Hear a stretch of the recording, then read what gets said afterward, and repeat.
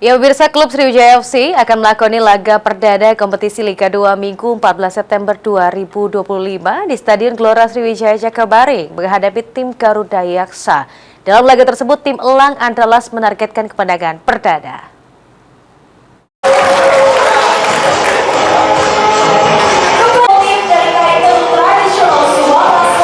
Kemenangan perdana di laga perdana diincar oleh Sriwijaya FC di laga pembuka kompetisi Liga 2 Minggu 14 September di Stadion Gelora Sriwijaya Jakabaring.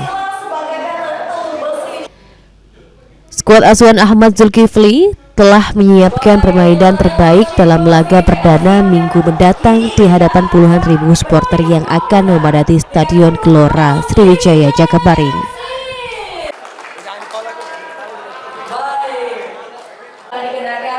Total 35 pemain disiapkan oleh Ahmad Zulkifli di kompetisi Liga 2 tahun 2025-2026.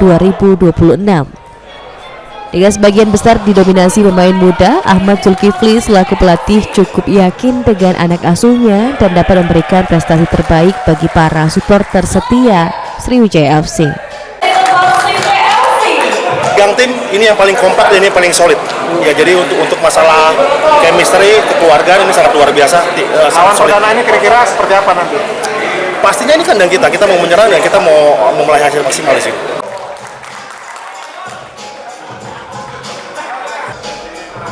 Sementara itu, untuk memotivasi para pemain agar meraih kemenangan, Muhammad David selaku Wakil Presiden Sriwijaya FC meminta kepada seluruh pemain Sriwijaya FC memberikan kemampuan dan penampilan terbaik di laga perdana Minggu 14 September demi meraih 3 poin kemenangan.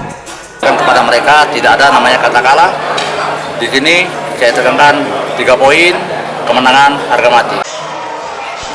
David sendiri di hadapan para pemain Sriwijaya FC menjanjikan bonus jika mampu meraih kemenangan di kandang Stadion Gelora Sriwijaya Jakabaring. Tim Liputan PAL TV.